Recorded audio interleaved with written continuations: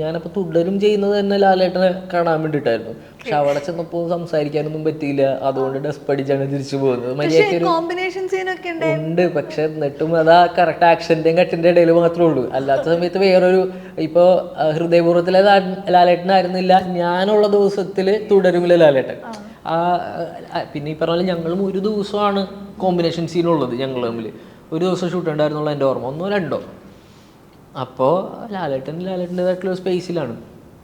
അപ്പോൾ എനിക്ക് മര്യാദക്ക് ഒന്ന് ഇൻട്രൊഡ്യൂസ് ചെയ്തു, ഇതാണെന്ന് അവർ പറഞ്ഞു. പ്രേമിലും ഇറങ്ങിയിട്ടുണ്ട്, അപ്പോൾ പ്രേമിൽ കണ്ടിട്ടില്ലായിരുന്നു. അപ്പോൾ അവിടെ നിന്ന് ഞാൻ ഹൃദയപൂർവ്വത്തിലേക്ക് എത്തുമ്പോൾ ഞാൻ ഈ പറഞ്ഞ പോലെ രാവിലെ തുടങ്ങി രാത്രി വരെ ഷൂട്ട് കഴിയുന്ന ആ മൊമെൻറ്റ് പാക്കപ്പ് വിളിക്കുന്നത് വരെ ലാലേട്ടൻ ഇങ്ങനെ സംസാരിച്ചുകൊണ്ടിരിക്കും. ആളങ്ങനെ ക്യാരവനിൽ പോക്കൊന്നുമില്ല, ഇടയ്ക്ക് ഗ്യാപ്പ് കിട്ടുമ്പോൾ ഫുൾ ടൈം സെറ്റിൽ തന്നെ ഉണ്ടാവും. ഫുഡ് കഴിക്കാൻ ഉള്ള പോക്ക് മാത്രമേ ഉള്ളൂ. അപ്പം അവിടെ നിന്നുണ്ടായൊരു ഫ്രണ്ട്ഷിപ്പ് ഉണ്ട്. ഞാൻ അതിലാണ് ഏറ്റവും കൂടുതൽ ബ്ലെസ്ഡ് ആയിട്ട് ഫീൽ ചെയ്യുന്നത്. ഞാനതാണ് ഈ ഓരോ ഇൻ്റർവ്യൂ പോയിട്ട് ഇതിന് എക്സൈറ്റ്മെൻറ്റ് പറഞ്ഞുകൊണ്ടിരിക്കുന്നത്. കാരണം അത് എനിക്ക് കിട്ടുമെന്ന് പോലും അറിയില്ല. അതാണ് ഇപ്പോഴും ലാലേട്ടൻ എന്താ പറയുക, ഞാൻ ഓർക്കണേനേക്കാളും കൂടുതൽ നമ്മൾ ഓർക്കണ്ടാവും എന്ന് പറയുന്ന പോലെയാണ്. അദ്ദേഹത്തിന് ഭയങ്കര കാര്യമായിരിക്കും. പക്ഷെ നമ്മൾ നമ്മളുടേതായിട്ടുള്ള കാര്യങ്ങളിലേക്ക് പോയി. എനിക്ക് പാക്കപ്പ് കഴിയുമ്പോൾ അറിയാം, ബാക്കി ഞങ്ങൾ സിനിമയൊക്കെ കഴിയുമ്പോൾ ഞാൻ ആലോചിക്കണ്ടോ ഇവർ ഇനിയും വിളിക്കാം, കോണ്ടാക്റ്റിലിരിക്കാം, ഫ്രണ്ട്ഷിപ്പ് കീപ്പ് ചെയ്യാം. പക്ഷെ ഇതെനിക്ക് പോകുമ്പോഴേ അറിയാവൂ ഇതൊരു ഫെയറി ടെയിലായിരുന്നു, അതിലൊരു ചാപ്റ്ററായിരുന്നു.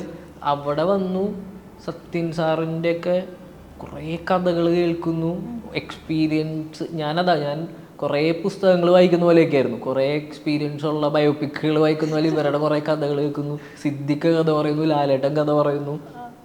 ഈ കഥകളായിരുന്നു അവിടെ. ഞാൻ പടത്തിൻ്റെ റിസൾട്ടിനേക്കാളും എന്നെ ഏറ്റവും കൂടുതൽ ബ്ലെസ്ഡ് ആക്കുന്നത് ആ പ്രോസസ്സാണ്, ഈ സിനിമയിൽ പ്രത്യേകിച്ചും. ഇതിനകത്ത് മുൻപ് ഇൻ്റർവ്യൂകളിൽ പറഞ്ഞ സമയത്ത് തന്നെ പനി പിടിച്ച സമയത്ത് വന്നിട്ട് ലാലേട്ടൻ്റെ ആ ഒരു ഭയങ്കര കേൾക്കുമ്പോൾ തന്നെ ഭയങ്കര രസമുള്ള ഒരു സംഗതി, എങ്ങനെയെങ്കിലും അത് അനുഭവിക്കാൻ സാധിച്ചിരുന്നെങ്കിൽ എന്നൊക്കെ തോന്നുന്ന പോലത്തെ ഒരു മൊമെന്റ് ആയിരുന്നു.